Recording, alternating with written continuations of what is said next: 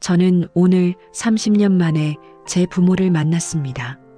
아니, 정확히는 그들이 제 부모라는 걸 알게 됐습니다. 믿으시겠습니까? 2달 전 이사 온 이웃집 노부부가 사실은 저를 버린 친부모였다는 사실을요. 처음엔 저도 믿지 못했습니다. 아니, 믿고 싶지 않았습니다. 그날은 평범한 저녁이었습니다. 퇴근 후 장을 보고 돌아오는 길이었죠. 제가 사는 오피스텔 4층 복도를 걸어가고 있었습니다. 그때였습니다. 이웃집 401호 창문 너머로 들려오는 목소리. 우리 딸 수진이는 지금쯤 잘 지내고 있을까? 제 손에서 장바구니가 떨어졌습니다. 우유팩이 터지고 계란이 깨지는 소리가 복도에 울렸지만 저는 움직일 수가 없었습니다. 수진, 제 이름입니다. 흔한 이름이죠. 그래서 처음엔 동명이인이겠거니 했습니다.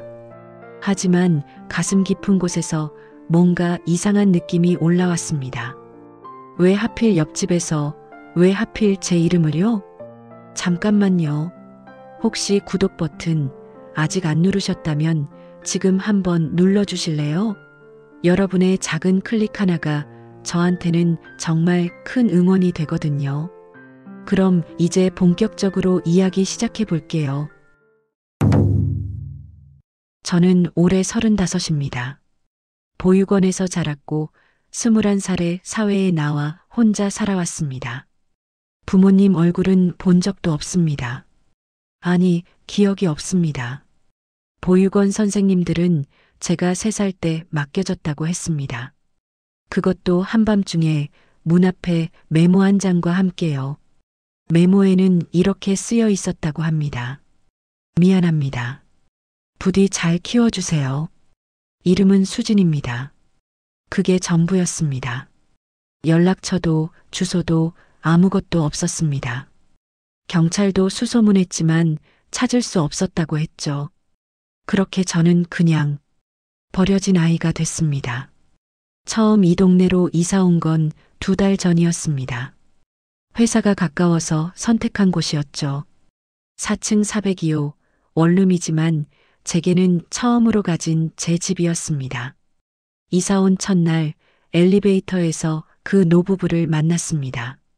70대 초반쯤 되어 보이는 할머니와 할아버지였죠. 할머니가 먼저 말을 걸었습니다. 새로 이사 오셨나 봐요. 옆집이네요. 혹시 몇 살이세요? 35입니다. 그 순간 할머니의 표정이 묘하게 변했습니다. 할아버지는 할머니의 손을 꼭 잡았고요. 저는 그냥 인사만 하고 내렸습니다. 이상했지만 그냥 예민한 분들이겠거니 했습니다. 그런데 그 후로 이상한 일들이 계속됐습니다. 이사 온 지 일주일쯤 됐을 때였습니다. 퇴근하고 집에 돌아오니 현관 앞에 작은 봉지가 놓여 있었습니다. 메모도 없이 그냥 놓여 있었죠. 봉지 안에는 과자가 들어 있었습니다. 그런데 그 과자가 제가 어렸을 때 제일 좋아하던 거였습니다. 보육원 시절, 명절이나 생일 때 가끔 봤던 그 과자요.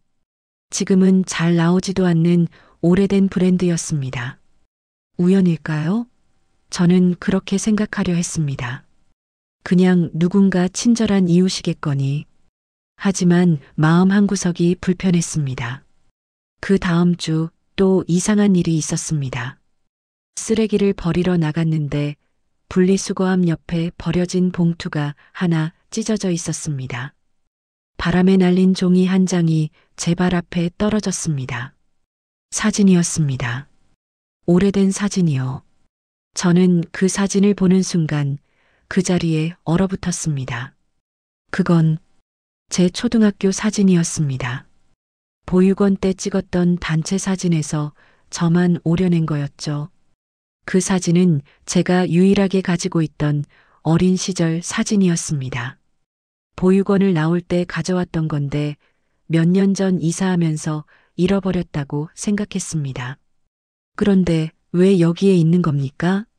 왜 옆집 쓰레기 봉투에서 나오는 겁니까? 손이 떨렸습니다. 등줄기가 서늘해졌습니다. 이건 우연이 아니었습니다.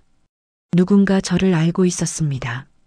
저에 대해 알고 있었습니다. 그날 밤 저는 잠을 이룰 수 없었습니다. 계속 그 노부부가 떠올랐습니다. 혹시, 아니, 그럴 리가 없었습니다. 하지만 의심은 점점 커져갔습니다. 다음 날 저녁 퇴근 후 집에 돌아오는데 복도에서 그 할머니와 마주쳤습니다. 할머니는 환하게 웃으며 말했습니다. 오늘도 늦었네요. 수진 씨, 많이 피곤하시죠? 수진 씨, 제 이름을 불렀습니다. 저는 전에 제 이름을 말한 적이 없었습니다. 우편함에 이름이 없는 건 아니지만 그렇게 친하지도 않은 이웃이 제 이름을 아는 게 이상했습니다. 어떻게 제 이름을 아세요? 제 질문에 할머니는 잠시 당황한 표정을 지었습니다. 그러더니 이렇게 말했습니다. 아, 우편함에서 봤어요. 혹시 불편하셨나요? 아니, 그게 아니었습니다. 뭔가 이상했습니다. 그날 이후로 저는 의도적으로 그 노부부를 피했습니다. 엘리베이터 대신 계단을 이용했고 그들이 나올 시간에는 집을 나가지 않았습니다. 하지만 피할 수 없는 게 하나 있었습니다. 소리였습니다. 밤이 되면 옆집에서 들려오는 소리가 있었습니다. 벽이 얇은 오피스텔이라 소리가 새어나왔죠. 처음엔 TV 소리인 줄 알았습니다. 하지만 자세히 들어보니 대화 소리였습니다. 당신 잘못이 아니야. 우리 둘 다 어쩔 수 없었어. 하지만 너무 늦은 거 아닐까? 이제라도 말해야 하는 거 아닐까? 아직은 안 돼. 놀라서 도망갈 거야. 천천히 조금씩. 무슨 대화인지 정확히는 몰랐습니다. 하지만 왠지 그게 저에 관한 이야기 같았습니다. 아니, 확신했습니다. 그들이 저에 대해 뭔가를 알고 있다는 걸요. 그리고 그 다음 날 결정적인 일이 벌어졌습니다. 다음 날 아침 출근 준비를 하는데 우편함에서 이상한 소리가 났습니다. 뭔가 들어온 소리였죠. 문을 열고 확인해 보니 낯선 봉투가 하나 꽂혀 있었습니다. 노란색 봉투였습니다. 오래돼 보이는 빛바랜 봉투요. 겉봉에는 삐뚤빼뚤한 글씨로 이렇게 적혀 있었습니다. 보호시설 원 김수진 양에게. 심장이 멎는 줄 알았습니다. 원. 그건 제가 자랐던 보육원 이름이었습니다. 그것도 예전 이름이요. 지금은 이름이 바뀌었지만 제가 있을 때는 그 이름이었습니다. 누가 이걸 알고 있습니까? 누가 제 과거를 알고 이런 걸 보낸 겁니까? 손이 떨렸지만 봉투를 뜯었습니다. 안에는 사진 한 장과 편지가 들어 있었습니다. 사진부터 봤습니다. 오래된 흑백 사진이었습니다. 젊은 부부가 갓난아기를 안고 있는 사진이었죠. 행복해 보였습니다. 웃고 있었습니다. 사진을 뒤집어 보니 글씨가 적혀 있었습니다. 1991년 3월 15일. 수진이 100일 사진. 1991년 3월 15일. 제 생일로부터 100일 후였습니다. 그럼 이 아기가 저입니까? 이 부부가 제 부모입니까? 편지를 펼쳤습니다. 편지지도 누렇게 바랜 오래된 것이었습니다. 글씨는 떨리는 필체로 쓰여 있었습니다. 수진아, 이 편지를 내가 읽을 수 있을지 모르겠구나. 아니, 읽게 될 거라고 믿는다. 언젠가는 너를 다시 만날 수 있을 거라고 그렇게 믿으며 살아왔단다. 너를 보육원에 두고 온 그날, 엄마 아빠는 죽는 게 나을 것 같았어. 하지만 살았어. 너를 다시 만나기 위해서. 언젠가 다시 만나자. 우리가 널 버린 게 아니라 지키려던 거야. 편지는 거기서 끝이었습니다. 서명도 없었습니다. 날짜도 없었습니다. 저는 그대로 주저앉았습니다. 복도 한가운데에서 우편함 앞에서요. 지키려 했다고? 무슨 소리입니까? 버려놓고 무슨 지킨다는 겁니까? 화가 났습니다. 동시에 혼란스러웠습니다. 이게 진짜입니까? 아니면 누군가의 장난입니까? 그때였습니다.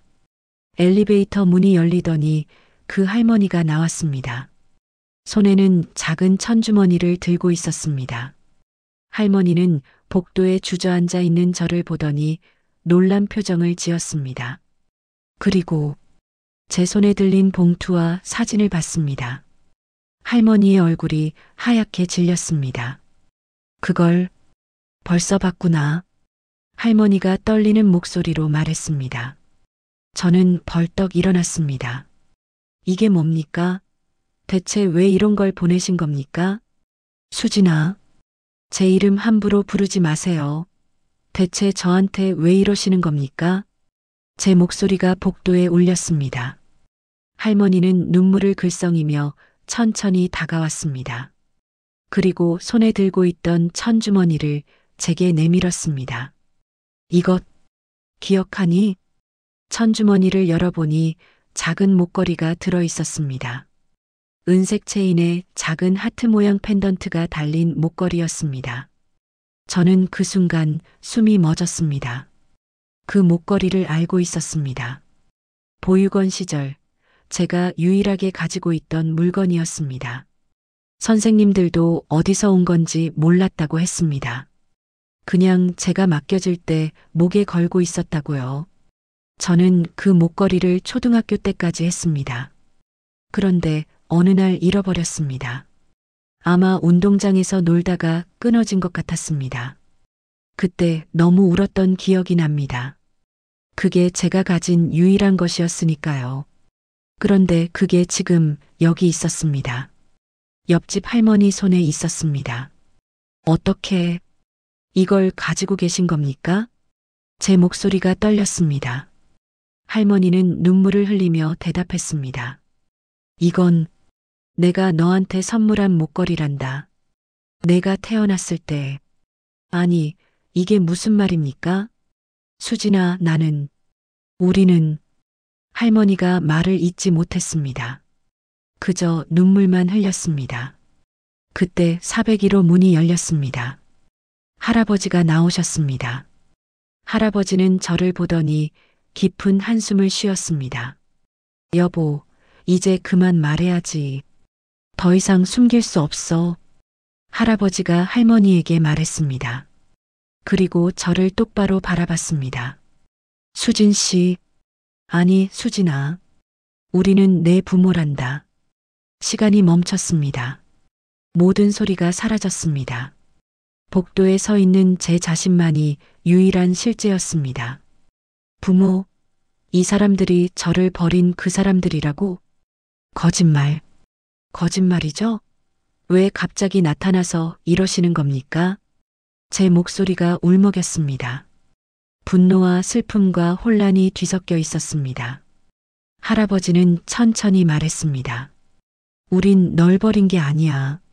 내가 위험했어. 그래서 어쩔 수 없이 떨어져야 했어. 무슨 소리예요? 3살짜리 아이가 무슨 위험이 있어요? 말도 안 돼요. 저는 소리를 질렀습니다. 그리고 집 안으로 들어가 문을 쾅 닫았습니다. 그날 저녁 저는 아무것도 할 수 없었습니다.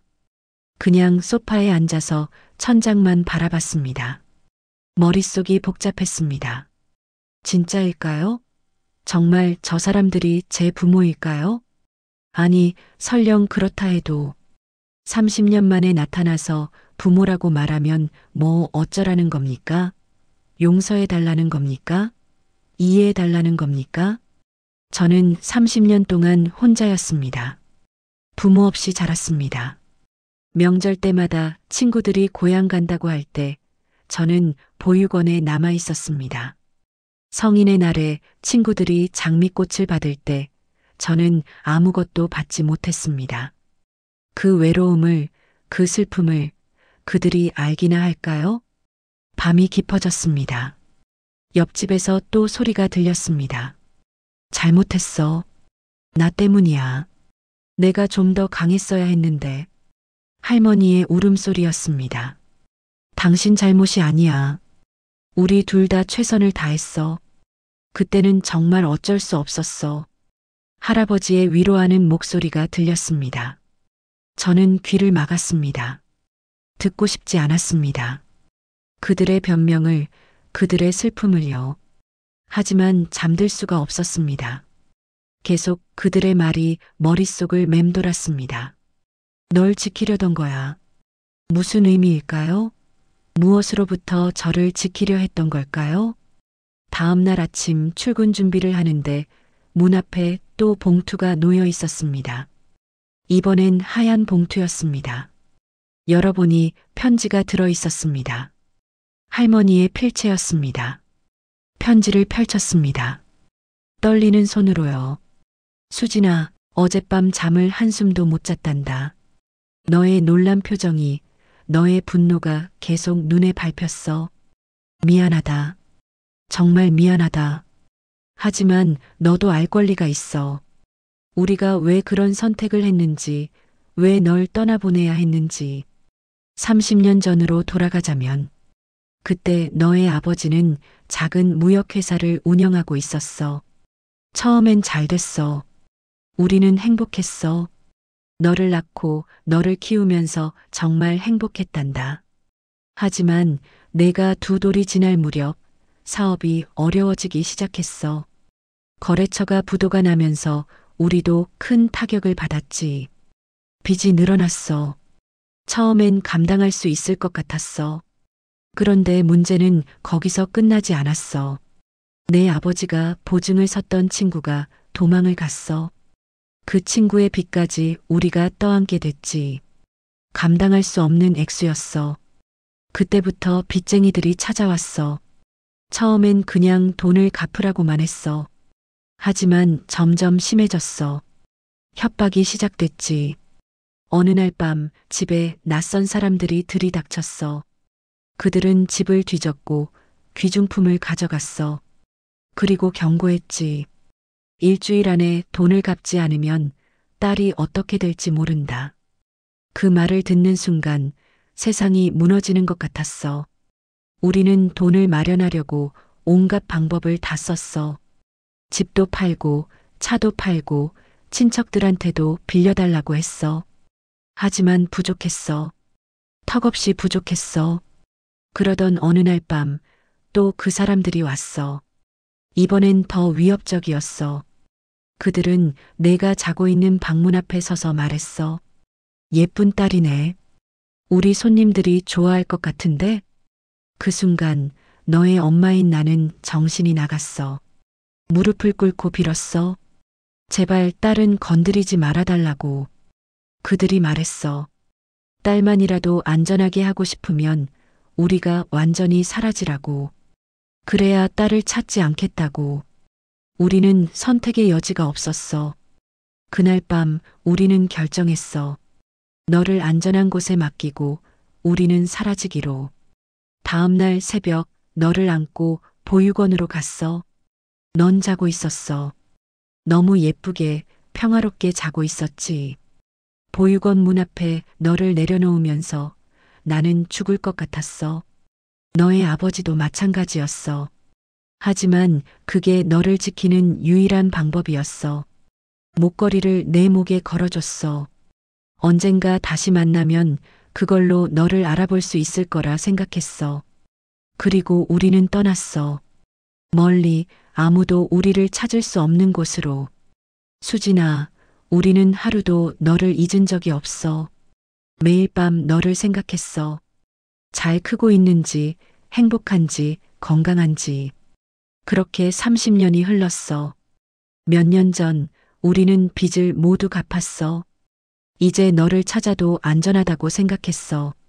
그래서 보육원에 연락했어. 하지만 이미 넌 성인이 돼서 나갔더구나. 연락처를 알려줄 수 없다고 했어. 그래서 우리는 기다렸어. 언젠가 너를 만날 수 있을 거라고 믿으면서. 그러던 중에 우연히 내가 일하는 회사 근처를 지나가다 널 봤어. 멀리서지만 확신했어. 우리 딸이라고. 내가 쓰고 있던 이름표를 봤어. 김수진이라고. 우리는 너를 따라갔어. 미안하다. 하지만 어쩔 수 없었어. 내가 어디 사는지 알고 싶었어. 그리고 알게 됐어. 내가 이 동네 오피스텔에 산다는 걸. 마침 우리 집 바로 옆에 빈 방이 있더구나. 우리는 망설이지 않았어. 그 방을 얻었어. 너의 옆에 있고 싶었어. 비록 부모로서가 아니더라도 그냥 내 곁에 있고 싶었어. 수진아, 우리는 내게 용서를 구할 자격이 없다는 걸 알아. 하지만 알아주면 좋겠어. 우리가 널 사랑했다는 것, 그리고 지금도 사랑한다는 것을. 엄마가.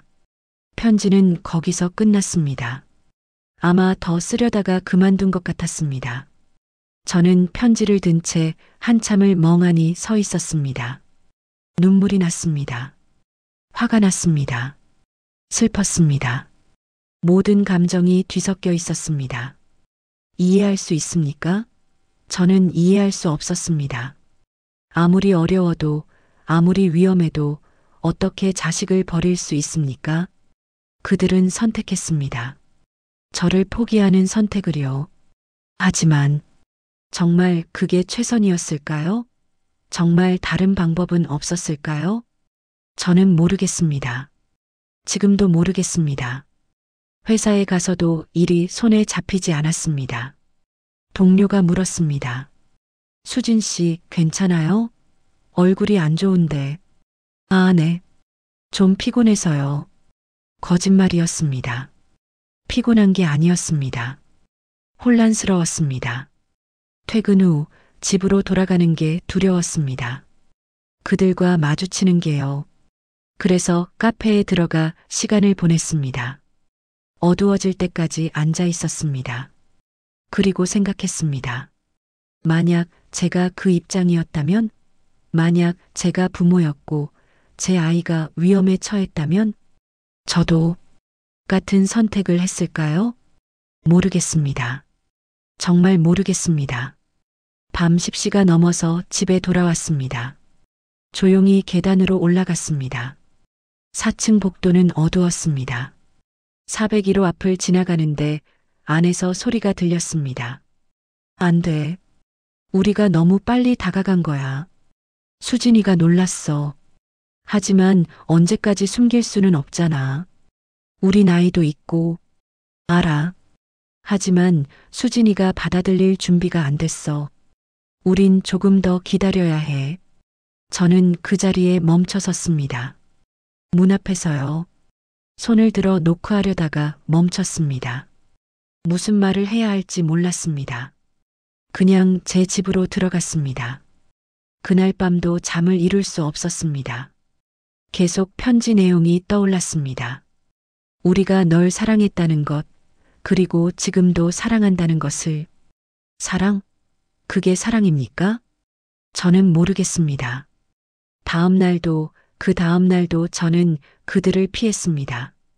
아침 일찍 나가고 밤늦게 들어왔습니다. 마주치지 않으려고요. 일주일이 지났습니다.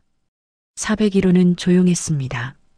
예전처럼 불빛도 잘 보이지 않았습니다. 왠지 이상했습니다. 혹시 이사 간 건 아닐까 하는 생각도 들었습니다. 그런데 열흘째 되던 날 밤 이상한 일이 있었습니다. 새벽 2시쯤이었을 겁니다. 저는 잠에서 깼습니다. 복도에서 이상한 소리가 났습니다. 쿵, 쿵. 뭔가 떨어지는 소리였습니다. 그리고 신음소리가 들렸습니다. 으윽. 저는 문을 열고 복도로 나갔습니다. 401호 앞이었습니다. 할아버지가 바닥에 쓰러져 계셨습니다. 할아버지. 저는 달려갔습니다. 생각할 겨를도 없었습니다. 그냥 본능적으로 움직였습니다. 할아버지는 의식이 흐릿했습니다. 숨을 헐떡이고 계셨습니다. 할머니, 할머니. 제가 소리치자 집안에서 할머니가 나오셨습니다. 할머니는 창백한 얼굴로 할아버지를 보며 비명을 질렀습니다. 여보, 여보, 빨리 119 불러야죠. 저는 전화기를 꺼냈습니다. 119에 신고했습니다. 구급차가 올 때까지 저는 할아버지 옆에서 기다렸습니다. 할머니는 할아버지 손을 잡고 계속 울었습니다. 괜찮을 거야. 괜찮을 거야. 구급차가 도착했습니다. 구급대원들이 할아버지를 들것에 옮겼습니다. 보호자분은 같이 가셔야 합니다. 네, 네. 할머니가 따라 올라가려는데 저도 모르게 말했습니다. 저도 갈게요. 할머니가 저를 봤습니다. 눈물 범벅인 얼굴로요. 수진아, 빨리 가요. 시간 없어요. 병원까지 따라갔습니다. 응급실 앞에서 기다렸습니다. 1시간쯤 지났을까요? 의사가 나왔습니다. 보호자분 계시죠? 네, 저요. 할머니가 일어났습니다. 환자분이 심근경색으로 쓰러지셨습니다. 다행히 빨리 오셔서 응급처치를 했습니다. 지금은 안정을 찾았습니다만 며칠간 입원이 필요합니다. 감사합니다, 의사 선생님. 할머니가 고개를 숙였습니다. 의사가 가고 할머니는 그대로 주저앉았습니다. 안도의 한숨을 쉬며요. 저는 할머니 옆에 앉았습니다. 한참 동안 아무 말도 하지 않았습니다. 할머니가 먼저 말했습니다. 고마워. 내가 아니었으면. 괜찮아요. 짧게 대답했습니다. 더 이상 할 말이 없었습니다. 수진아, 미안해. 정말 미안해. 할머니가 또 눈물을 흘렸습니다. 그만 우세요. 지금은 할아버지 걱정하셔야죠. 저는 일어섰습니다. 돌아가려고요. 수진아. 할머니가 불렀습니다. 네. 너의 아빠. 내 아버지는 평생 자책하며 살았어. 매일 너를 생각했어. 내가 자라는 모습을 보지 못한다는 게, 내가 혼자라는 게 너무 괴로웠어. 우리가 부모 자격이 없다는 거 알아. 하지만 그래도 우린 너를 사랑했어. 정말로. 저는 대답하지 않았습니다. 그냥 병원을 나왔습니다. 집으로 돌아오는 길에 눈물이 났습니다. 왜 우는지 모르겠습니다. 화가 나서, 슬퍼서, 혼란스러워서 모든 게 섞여 있었습니다. 다음 날 회사에서 일하는데 할머니한테서 문자가 왔습니다. 수진아, 어제 고마웠어. 내 아버지가 깨어났어. 많이 좋아졌단다. 저는 문자를 읽고 안도했습니다. 동시에 복잡했습니다. 왜 제가 안도하는 겁니까? 왜 제가 걱정하는 겁니까? 그들은 제 부모가 아닙니다. 아니, 부모였지만 이미 포기한 사람들입니다. 하지만 제 마음은 그렇게 단순하지 않았습니다. 며칠 후 병원에 면회를 갔습니다. 왜 갔는지 저도 모르겠습니다. 그냥 가야 할 것 같았습니다. 병실 문을 열었습니다. 할아버지는 침대에 누워 계셨습니다. 할머니가 옆에 앉아 있었습니다. 수진아. 할아버지가 저를 보고 미소를 지었습니다. 약한 미소였지만 진심이 담겨 있었습니다. 어떻게 오셨어요? 저는 어색하게 인사했습니다. 앉아라. 오래 서 있지 말고. 할아버지가 말했습니다. 저는 의자에 앉았습니다. 병원 음식 드셔야 하는데 좀 가져올까요? 아니, 괜찮아. 그것보다 할아버지가 제 손을 잡았습니다. 수진아, 우리 이야기 좀 들어줄 수 있겠니? 저는 망설였습니다. 하지만 고개를 끄덕였습니다. 할아버지가 천천히 말하기 시작했습니다. 내가 너를 마지막으로 본 건 내가 3살 때였어. 그날 밤 보육원 문 앞에 너를 두고 떠날 때 나는 사람이 아니라고 생각했어. 어떻게 자식을 버릴 수 있나? 하지만 선택의 여지가 없었어. 빚쟁이들은 너를 노렸어. 그들은 비정한 사람들이었어. 아이라고 봐주지 않았어. 할아버지의 목소리가 떨렸습니다. 우리는 멀리 도망쳤어. 시골 작은 마을로. 거기서 날품팔이를 하며 살았어. 너의 할머니는 식당에서 일했고 나는 건설 현장에서 일했어. 10년이 걸렸어. 빚을 다 갚는데 그 10년 동안 매일 밤 너를 생각했어. 잘 먹고 있는지, 아픈 데는 없는지. 할머니가 끼어들었습니다. 그리고 또 10년이 지났어. 우리는 너를 찾기 시작했어. 보육원에 연락했지만 이미 넌 떠난 후였어. 개인정보라며 알려줄 수 없다고 했지. 우리는 계속 찾았어. 김수진이라는 이름으로 너를 찾았어. 하지만 너무 흔한 이름이었어. 할아버지가 계속 말했습니다. 그러다가 우연히 너를 봤어. 길에서 넌 회사 로고가 박힌 가방을 들고 있었어. 우린 그 회사로 찾아갔어. 하지만 직원 정보를 알려줄 리가 없었지. 그래서 매일 회사 앞에서 기다렸어. 언젠가 너를 다시 볼 수 있을 거라고 믿으면서. 그리고 드디어 너를 봤어. 퇴근하는 너를. 우린 따라갔어. 미안해. 하지만 달리 방법이 없었어. 할머니가 눈물을 흘리며 말했습니다. 내가 사는 오피스텔을 알게 됐고 마침 옆집이 비었어. 우린 망설이지 않았어. 당장 그 집을 얻었어. 너의 옆에 있고 싶었어. 그게 우리가 할 수 있는 전부였어. 저는 들으면서 복잡한 감정이 들었습니다. 이해할 수 있습니까? 저는 여전히 잘 모르겠습니다. 하지만 한 가지는 확실했습니다. 그들도 고통스러웠다는 것. 그들도 후회하며 살았다는 것. 수진아. 할아버지가 제 손을 꼭 잡았습니다. 우리가 부모로 인정받고 싶은 게 아니야. 그럴 자격이 없다는 거 알아. 다만 우리가 널 사랑했다는 것만 알아줬으면 해. 제 눈에서 눈물이 흘렀습니다. 스스로도 모르게요. 알아요. 알아요. 그게 제가 할 수 있는 전부였습니다. 병원에서 돌아온 후 저는 며칠 동안 혼자 생각에 잠겼습니다. 제 인생은 무엇이었을까요? 버려진 아이로 자란 30년. 그게 제 전부였습니다. 하지만 이제 알게 됐습니다. 그들에게도 30년이 있었다는 것을요. 죄책감과 그리움으로 가득 찬 30년. 어느 날 저녁 저는 제 옛날 물건들을 꺼내봤습니다. 이사할 때 챙겨온 박스가 하나 있었습니다. 보육원 시절 물건들이 들어 있었죠. 오래된 일기장이 나왔습니다.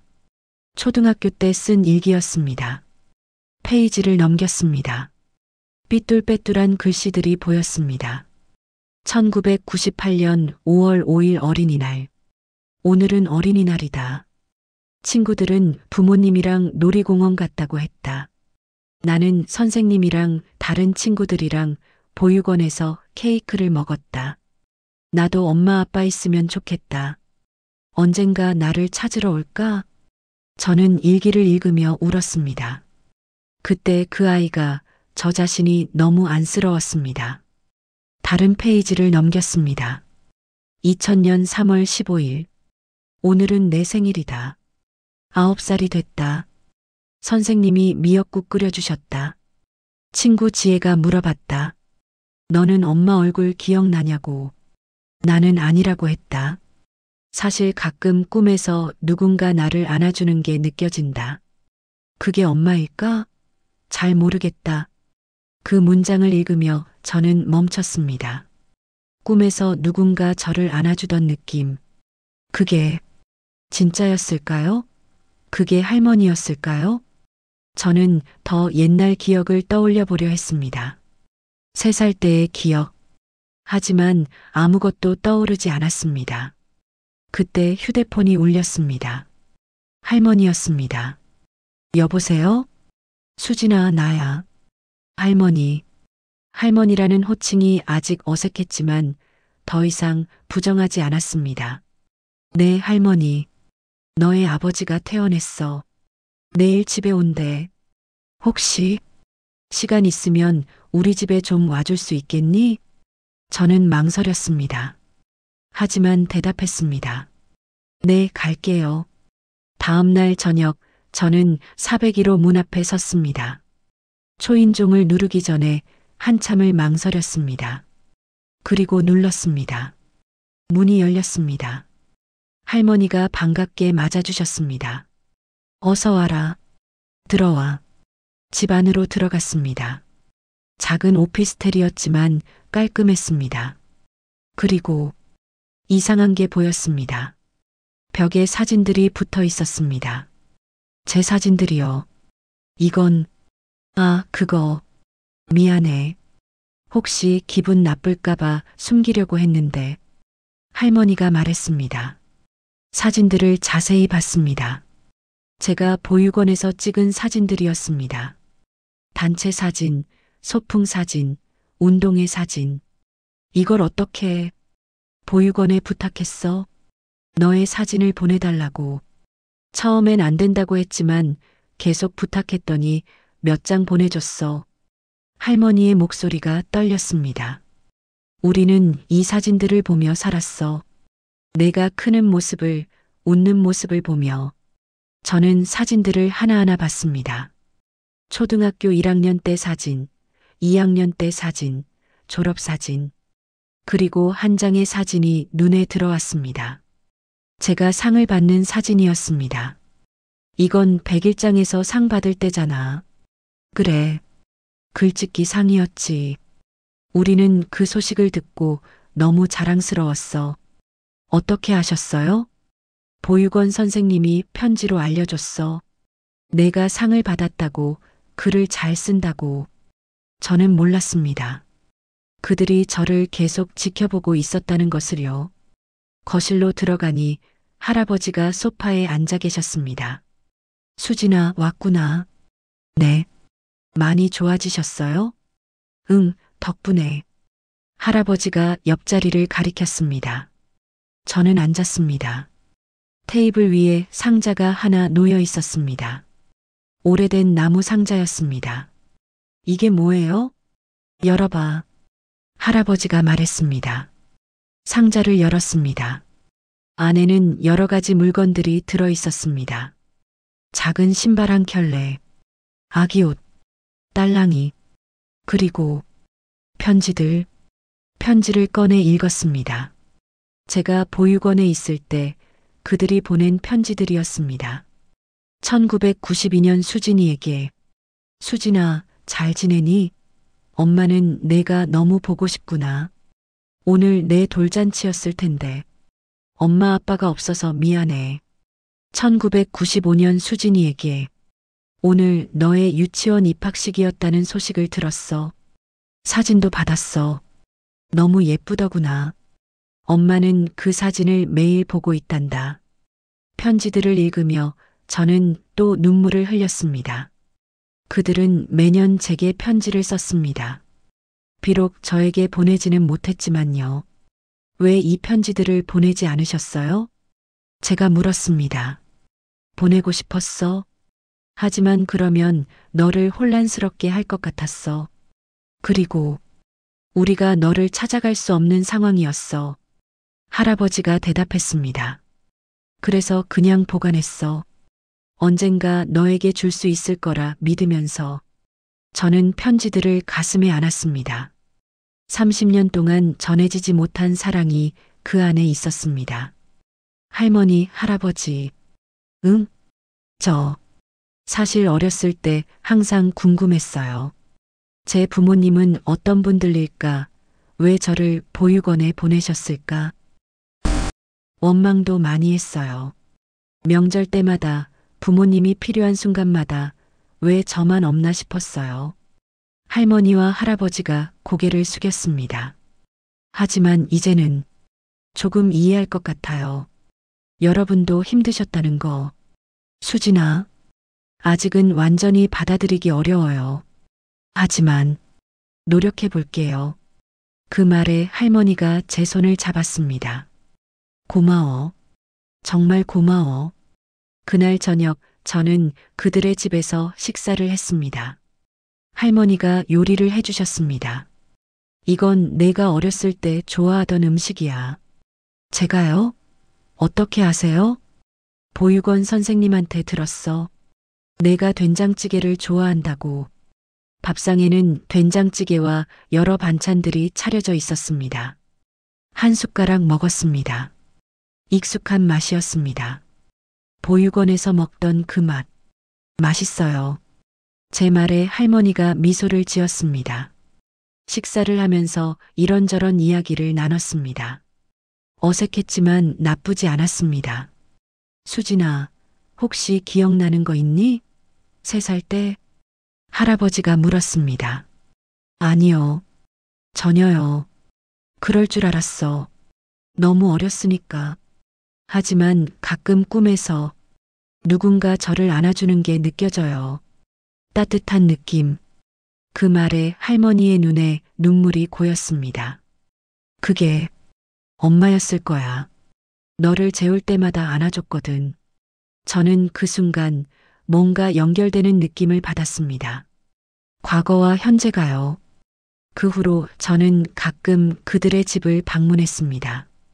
일주일에 한두 번 정도요. 처음엔 어색했지만 점점 편해졌습니다. 그들과 대화하는 것이, 함께 시간을 보내는 것이요. 할머니는 제가 방문할 때마다 맛있는 음식을 해주셨습니다. 할아버지는 옛날 이야기를 들려주셨습니다. 너를 처음 안았을 때가 기억나. 너무 작고 예뻤어. 걸음마를 시작했을 때 너는 계속 넘어졌어. 하지만 포기하지 않고 계속 일어났지. 첫 돌 때 너는 책을 집었어. 그래서 우리는 내가 똑똑한 아이가 될 거라고 생각했어. 그들의 이야기를 들으며 저는 제가 몰랐던 제 과거를 알게 됐습니다. 하지만 여전히 한 가지는 받아들이기 어려웠습니다. 할머니, 할아버지. 어느 날 저는 물었습니다. 정말 다른 방법은 없었나요? 저를 데리고 함께 도망칠 수는 없었나요? 할아버지가 깊은 한숨을 쉬었습니다. 생각했어. 매일 생각했어. 하지만 너를 데리고 도망치면 그들이 더 심하게 쫓아왔을 거야. 그리고 너도 위험했을 거야. 게다가 우리는 도망자였어. 제대로 된 집도 안정된 직업도 없었어. 너를 키울 수 없었어. 하지만 보육원에서라도 안전하게 제대로 교육받고 자랄 수 있다고 생각했어. 할머니가 덧붙였습니다. 물론 그게 옳았는지는 모르겠어. 지금도. 하지만 그때는 그게 최선이라고 생각했어. 저는 이해하려고 노력했습니다. 하지만 쉽지 않았습니다. 수진아. 할아버지가 제 손을 잡았습니다. 우리가 용서받을 자격이 없다는 거 알아.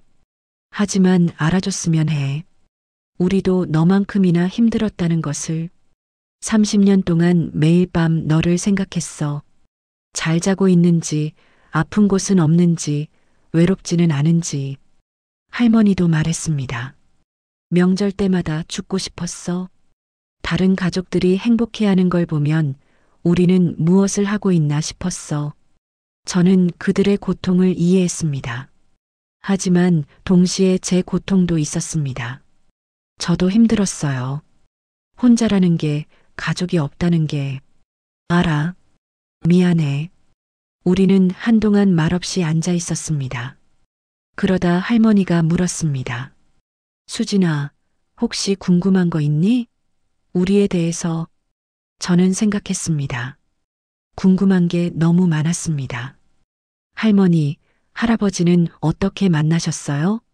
아, 그건. 할아버지가 웃으며 말했습니다.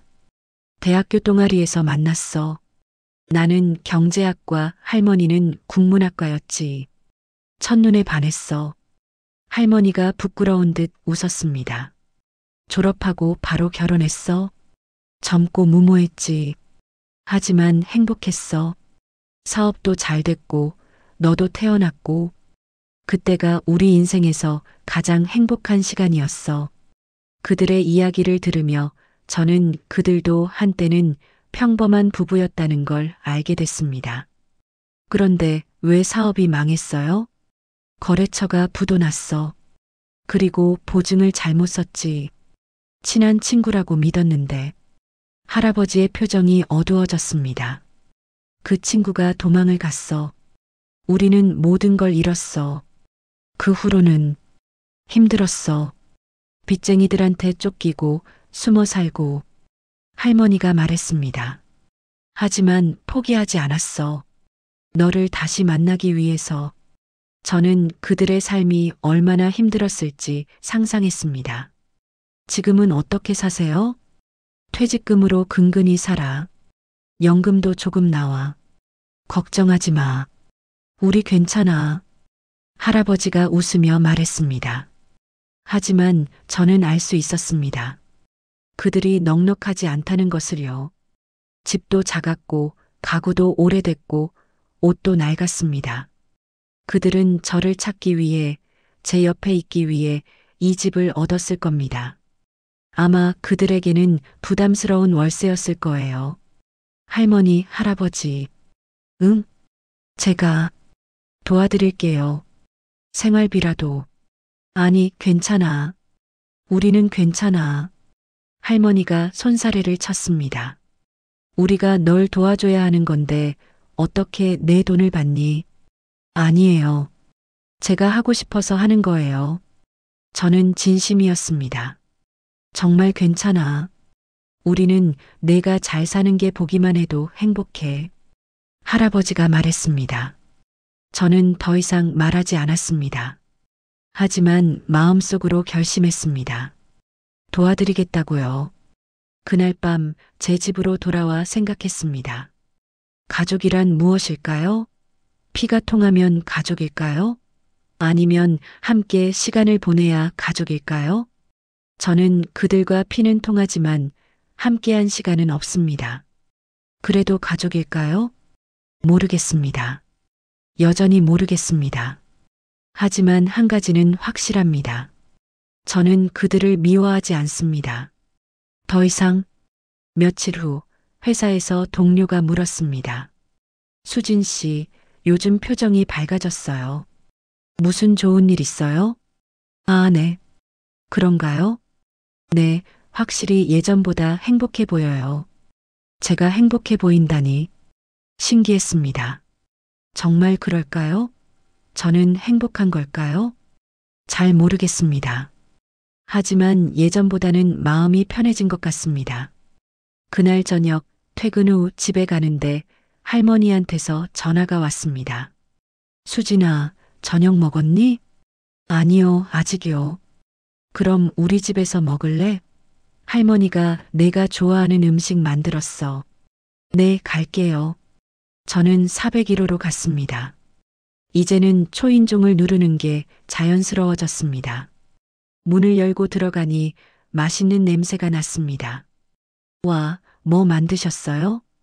김치찌개랑 불고기. 내가 좋아한다고 해서. 테이블에는 정성스럽게 차려진 밥상이 있었습니다.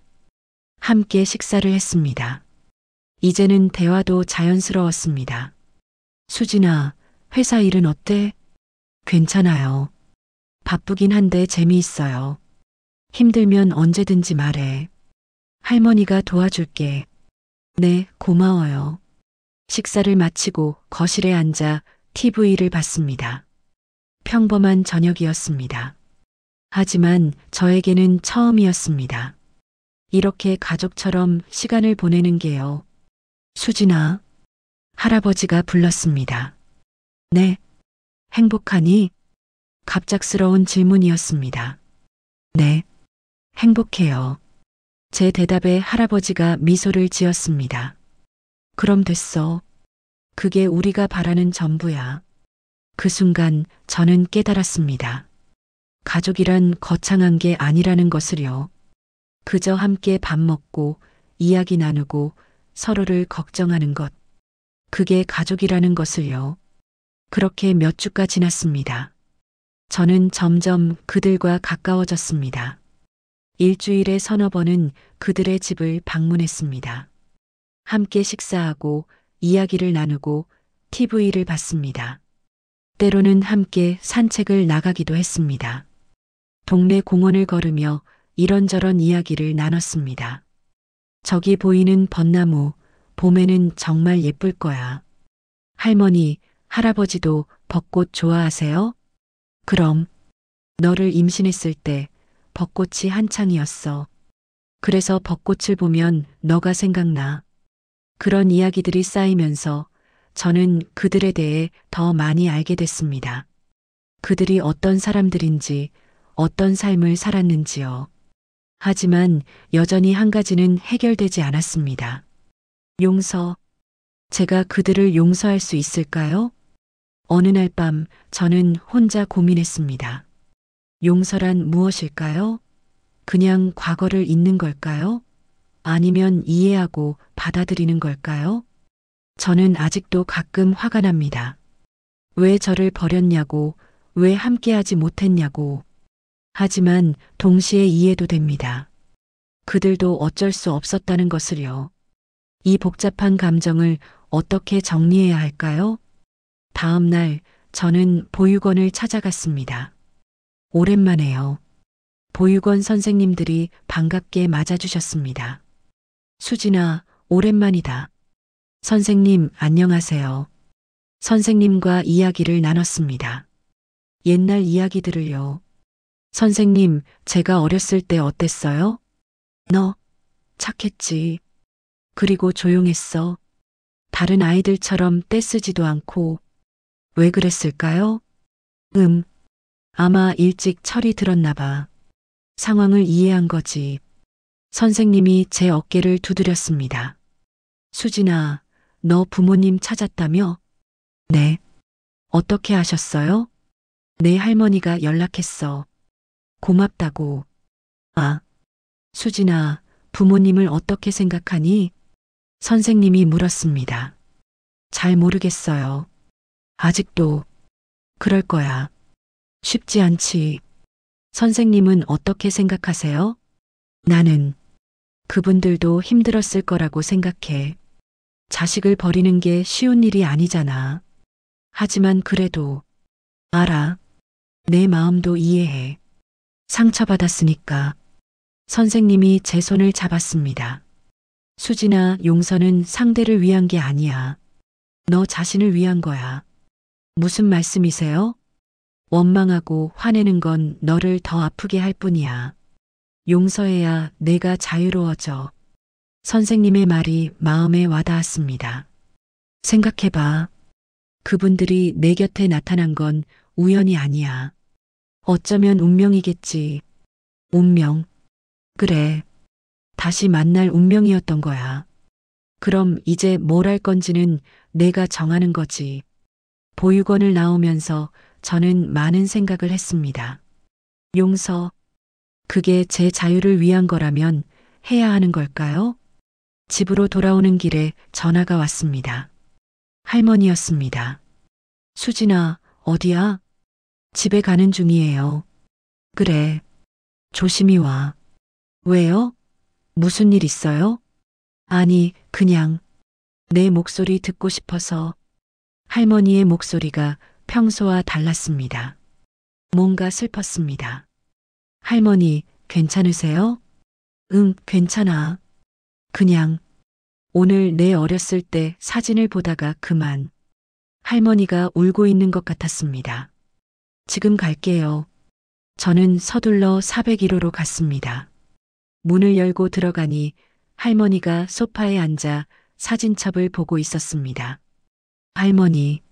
아, 수진아. 할머니의 얼굴은 눈물로 젖어 있었습니다. 저는 할머니 옆에 앉았습니다. 사진첩을 같이 봤습니다. 제가 아기였을 때 사진들이 있었습니다. 할머니가 저를 안고 있는 사진, 할아버지가 저를 어깨에 태운 사진. 행복해 보였습니다. 모두가요. 할머니, 그때로 돌아갈 수 있다면 좋겠죠? 제 말에 할머니가 고개를 끄덕였습니다. 응. 하지만 그럴 수 없잖니. 할머니. 응? 할머니를 용서하고 싶어요. 할머니가 저를 놀란 눈으로 봤습니다. 수진아, 아직은 완전히 받아들이기 어려워요. 하지만 노력하고 싶어요. 할머니, 할아버지를 이해하려고요. 할머니가 제 손을 꼭 잡았습니다. 고마워. 정말 고마워. 할머니도 고통스러웠다는 거 알아요. 저만 힘든 게 아니었다는 거요. 수진아. 할머니가 저를 안았습니다. 저도 할머니를 안았습니다. 처음으로 엄마의 품에 안긴 것 같았습니다. 따뜻했습니다. 엄마. 제 입에서 그 단어가 자연스럽게 나왔습니다. 엄마. 죄송해요. 제가 너무 차갑게 대했죠. 아니야. 내 잘못이 아니야. 할머니, 아니 엄마가 제 머리를 쓰다듬었습니다. 수진아, 사랑해. 정말 사랑해. 저도요. 엄마. 우리는 한참을 그렇게 안고 있었습니다. 그때 문이 열리며 할아버지가 들어오셨습니다. 무슨 일이야? 할아버지는 우리를 보고 놀란 표정을 지으셨습니다. 아빠, 제가 불렀습니다. 처음으로요. 수진아. 할아버지의 눈에도 눈물이 고였습니다. 아빠, 이리 오세요. 할아버지도 우리 곁으로 왔습니다. 우리는 셋이서 함께 안았습니다. 30년 만에 가족 포옹이었습니다. 그날 이후 모든 게 달라졌습니다. 저는 이제 그들을 엄마 아빠라고 불렀습니다. 처음엔 어색했지만 점점 자연스러워졌습니다. 매일 아침 출근 전에 들러서 인사했습니다. 엄마 아빠 다녀올게요. 응, 조심히 다녀와. 저녁은 먹고 가려무? 아니요, 오늘은 늦을 것 같아요. 그래, 알았어. 힘들면 언제든지 와. 이런 평범한 대화가 저에게는 특별했습니다. 주말에는 함께 시장에 가기도 했습니다. 수진아, 이거 내가 좋아하는 거지? 네, 고등어요. 어떻게 아셨어요? 보육원 선생님이 알려줬어. 내가 생선을 좋아한다고. 엄마는 항상 제가 좋아하는 음식을 기억하고 있었습니다. 함께 장을 보고, 함께 요리하고, 함께 식사했습니다. 가족의 모습이었습니다. 어느 날 엄마가 제안했습니다. 수진아, 이번 주말에 사진관 갈래? 가족 사진 찍으면 좋을 것 같아서. 가족 사진이요? 응. 우리 셋이서 30년 만에 찍는 거지. 저는 망설였습니다. 하지만 고개를 끄덕였습니다. 좋아요. 가요. 주말 우리는 사진관에 갔습니다. 사진사가 물었습니다. 어떤 콘셉트로 찍으시겠어요? 그냥 자연스럽게요. 가족답게. 아빠가 대답했습니다.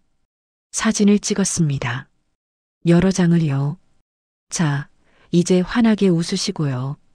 하나, 둘, 셋. 찰칵. 사진이 나왔습니다. 우리 세 명이 함께 웃고 있었습니다. 행복해 보였습니다. 이거 액자로 만들어야겠다. 엄마가 말했습니다. 저도 한 장 주세요. 제 집에 걸어 놓을게요. 제 말에 엄마와 아빠가 기뻐하셨습니다. 사진관을 나와서 근처 카페에 갔습니다. 수진아, 요즘 회사는 어때? 괜찮아요. 프로젝트가 잘 진행되고 있어요. 그래, 다행이다. 너무 무리하지는 마. 네, 아빠. 커피를 마시며 이야기를 나눴습니다. 평범한 대화였지만 저에게는 소중했습니다. 엄마, 아빠. 응? 제가 이사 가려고 해요. 왜? 엄마가 놀라며 물었습니다. 오피스텔이 좀 작아서요. 조금 더 큰 곳으로 가려고요. 그래. 그럼 우리도. 아니에요. 엄마, 아빠는 거기 계세요. 하지만 괜찮아요. 어차피 가까워요. 같은 동네 안에서 구할 거예요. 사실은 거짓말이었습니다. 저는 더 넓은 집으로 이사 가서 엄마 아빠를 모시려고 했습니다. 그들의 오피스텔은 너무 작고 낡았습니다. 더 좋은 곳에서 살게 해드리고 싶었습니다. 일주일 후 저는 투룸 아파트로 이사했습니다. 그리고 엄마 아빠를 초대했습니다. 수진아, 집이 정말 넓다. 네. 방도 2개예요. 2개? 혼자 사는데 왜 이렇게 큰 집을? 엄마, 아빠. 저는 심호흡을 했습니다. 이 집에서 같이 살아요. 뭐? 저랑 같이 살아요. 그 오피스텔 빼고요. 엄마와 아빠가 놀란 표정으로 저를 봤습니다. 안 돼. 우리가 어떻게 내 집에서. 왜 안 돼요? 가족인데. 제 말에 엄마가 눈물을 글썽였습니다. 하지만 우리 때문에 내가 불편할 텐데. 불편하지 않아요. 오히려 좋아요. 가족이랑 같이 사는 거요. 수진아, 엄마, 아빠, 30년 동안 못 함께 살았잖아요. 이제라도 함께 살고 싶어요. 아빠가 제 손을 잡았습니다. 고마워. 정말 고마워. 그렇게 우리는 함께 살기 시작했습니다. 처음엔 적응하는 게 쉽지 않았습니다. 생활 패턴도 다르고 습관도 달랐습니다. 하지만 점점 익숙해졌습니다. 아침에 일어나면 엄마가 아침 식사를 준비해 주셨습니다. 수진아, 일어났니? 밥 먹어. 네, 엄마. 좋은 아침이에요. 함께 아침을 먹고 출근 준비를 했습니다. 다녀올게요. 응, 조심히 다녀와. 사랑해. 저도 사랑해요. 퇴근 후 집에 돌아오면 저녁 냄새가 났습니다. 어서 와. 배고프지? 씻고 와.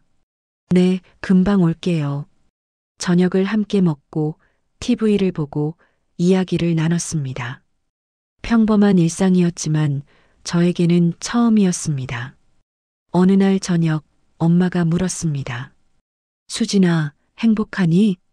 네, 엄마. 정말 행복해요. 그게 다행이야. 우리도 행복해.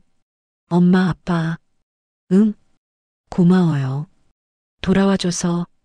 아니야. 우리가 고마워. 우리를 받아줘서. 우리는 서로에게 고마워했습니다.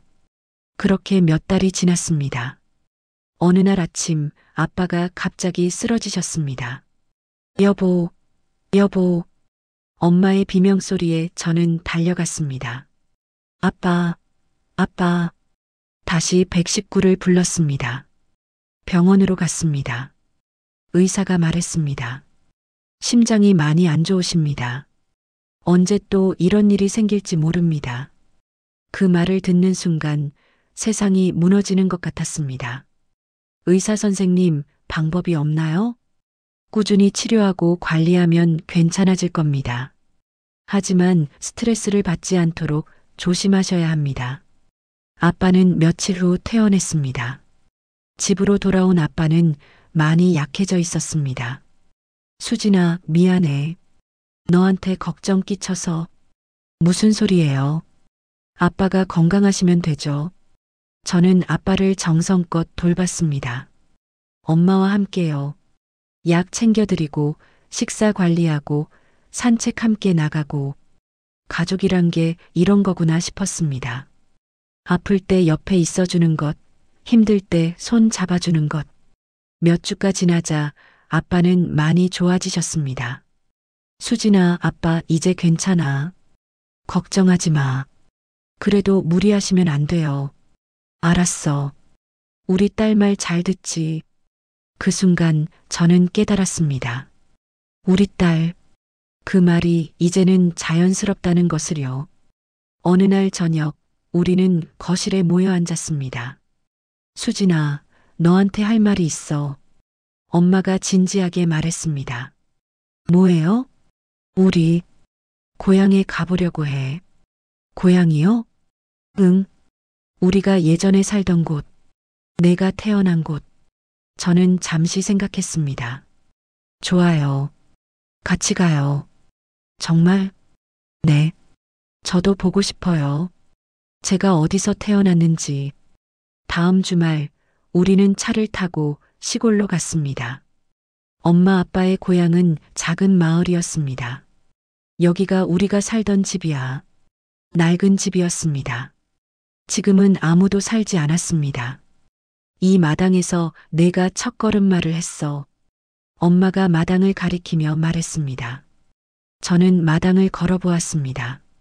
아무것도 기억나지 않았지만 왠지 익숙한 느낌이 들었습니다. 저기 나무 밑에서 내가 놀았어. 그네도 있었는데 이제는 없네. 아빠가 웃으며 말했습니다. 우리는 집 주변을 천천히 걸었습니다. 여기가 내가 다니던 어린이집이야. 여기는 우리가 자주 가던 슈퍼마켓이고, 여기는 엄마 아빠의 이야기를 들으며 저는 제가 몰랐던 제 과거를 알아갔습니다. 마을을 다 둘러본 후 우리는 언덕에 올랐습니다. 여기서 보는 일몰이 예뻐. 엄마가 말했습니다. 우리는 나란히 앉아 일몰을 봤습니다. 주황빛 하늘이 아름다웠습니다. 수진아, 아빠가 불렀습니다. 네, 아빠. 우리 많이 늦었지? 아니요. 30년이나 늦었어. 너의 유년기를, 청소년기를, 모든 걸 놓쳤어. 하지만 이제라도 함께 있잖아요. 제가 말했습니다. 그게 중요한 거 아닐까요? 과거는 바꿀 수 없지만 미래는 만들 수 있잖아요. 엄마가 제 손을 잡았습니다. 맞아. 이제부터가 중요한 거지. 우리는 일몰을 바라보며 말없이 앉아 있었습니다. 그리고 저는 생각했습니다. 용서란 과거를 지우는 게 아니라 미래를 선택하는 것이라고요. 저는 선택했습니다. 그들과 함께하는 미래를요. 그날 밤 고향집에서 잤습니다. 불편했지만 나쁘지 않았습니다. 엄마 아빠와 함께라서요. 다음 날 아침 집으로 돌아오는 차 안에서 엄마가 말했습니다. 수진아, 행복해? 네, 엄마. 정말 행복해요. 우리도 행복해. 너 때문에. 제 눈에 눈물이 맺혔습니다. 엄마, 아빠. 응? 사랑해요. 우리도 사랑해. 정말 많이. 집에 도착했습니다. 우리의 집으로요. 그날 저녁 저는 일기를 썼습니다. 오늘 나는 깨달았다. 이웃집 노부부가 아니었다. 그분들은 내 부모였다. 30년이 걸렸지만 우리는 다시 만났다. 이제 우리는 가족이다. 늦었지만 괜찮다. 중요한 건 지금 함께 있다는 것이니까. 저는 창문을 열었습니다. 밤하늘에 별이 빛나고 있었습니다. 옆방에서 엄마 아빠의 웃음소리가 들렸습니다. 저는 미소를 지었습니다. 행복했습니다. 진정한 의미로요.